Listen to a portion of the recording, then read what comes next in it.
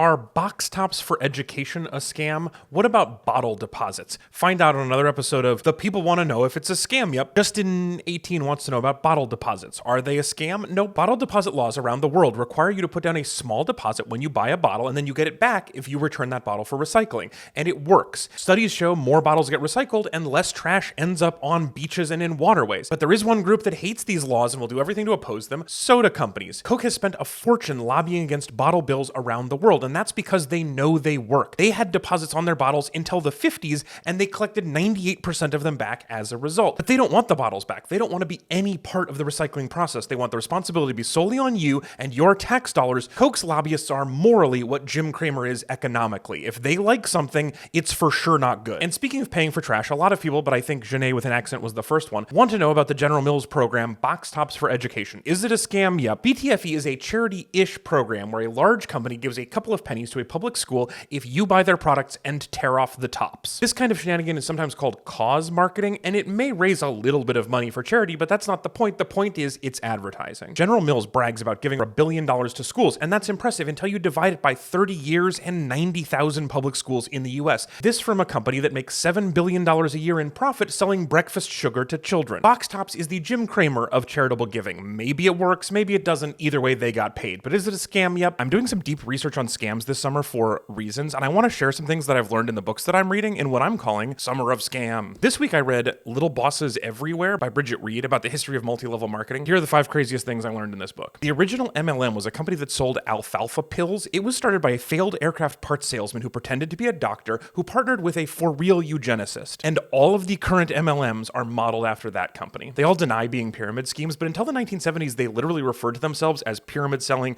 pyramid clubs, and pyramid profits. They used to love being pyramids, although I prefer the Chinese name for them, which translates to rat societies. Number 3, they spent a fortune on lobbying. Pyramid companies convinced Congress to exempt them from Ponzi scheme rules, created the idea of independent contractors so they wouldn't have to pay minimum wage, and blocked rules that would have required them to disclose things like how little money their independent contractors make on their Ponzi scheme. Betsy DeVos, the former Secretary of Education who tried to get rid of school, all of her family money comes from pyramid schemes. The new Education Secretary, of course, is a person who got their money from wrestling, which is comparatively a very real and transparent business. And number 5, because nobody really buys the products that they sell, people in the mid-levels of these pyramid schemes are always leaving to start their own identical pyramid schemes. So the real shape is a pyramid with lots of little pyramids jutting off the side. I need you to know that if you join one of these groups, you will lose money. 99.9% of people in MLMs lose money doing it. So if somebody comes to you and they mention a cool business that they're starting or a secret opportunity, you need to run. You're about to get sucked into a rat society. Are fundraisers that offer to match your donation a scam? What about those mailers from car dealerships where you can scratch off to win prizes? Find out in another episode of my series that seems like my other series but is slightly different. Hey Alex, can you look into this for me? Yep. One Woodja31 wants to know about those fundraisers where they have matching donations. Or to put it another way, somebody is willing to donate but they're going to take their money back if you don't participate as well. That's weird and vaguely threatening. But is it a scam? Nope. Not a scam, but definitely a scheme. I've been hired by a lot of fundraisers over the years, and what usually happens is somebody or an organization agrees to donate a large amount of money, and then the charity says,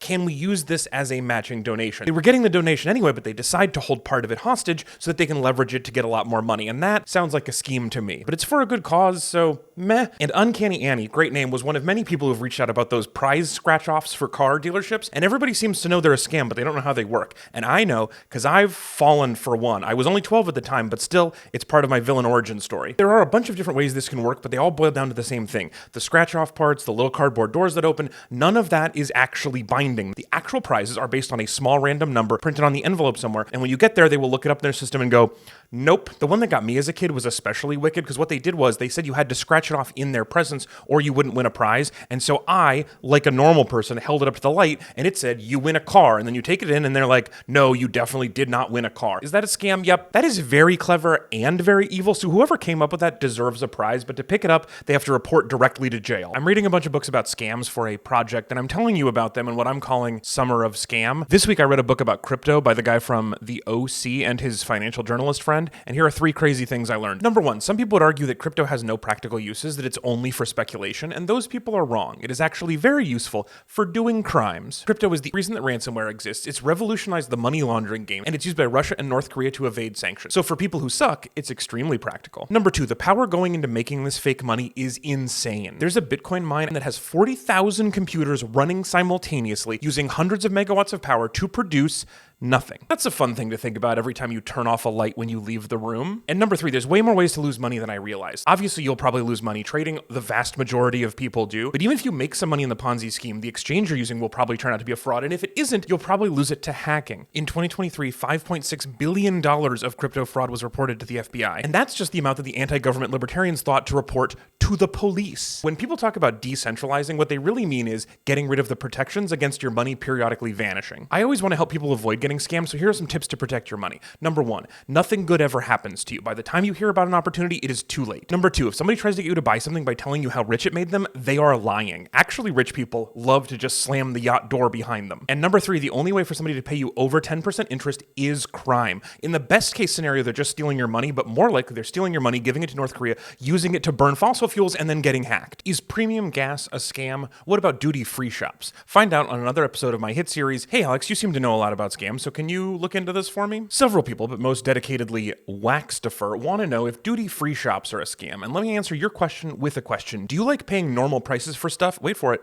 In an airport? Otherwise, is it a scam? Yep, but a mild one. Stuff in duty-free shops is priced okay. Don't be tricked into thinking that because it exists in a non-state liminal taxless void where the normal rules of society don't apply, doesn't mean they won't take advantage of you. Of course they will. The whole business of duty-free shops is hoping that you get so turned on by the idea of not paying sales tax that you forget what stuff should cost. I can't tell you what's a good idea and what's not because it changes from day to day and from location to location. Just because it's duty-free does not mean that you are free of the duty of paying attention. So is it a scam? Yep, but the more important thing to remember is duty. And Dan feels guilt about giving his car cheap gas. This is a classic dad lecture, so I'm a little disappointed in your dad, Dan, but let me pass along a lesson from mine. Different gas is not better or worse, it's 4 different things. I could explain that the number on the gas pump is a measurement of how much compression the gas can handle before it ignites, but all you need to know is that this gas has different features that only some cars can take advantage of. If your car needs high number vroom vroom juice, it'll usually say on the gas cap. If it doesn't, you're just paying more money per gallon for features that your car isn't taking advantage of. Obviously, the gas stations know that, and instead of calling it high compression gas, they call it premium because they're hoping to trick you into thinking that sometimes you need to give your car a little treat. Is it a scam? Yep, it's a little tiny scam though. It's not one of those big premium scams.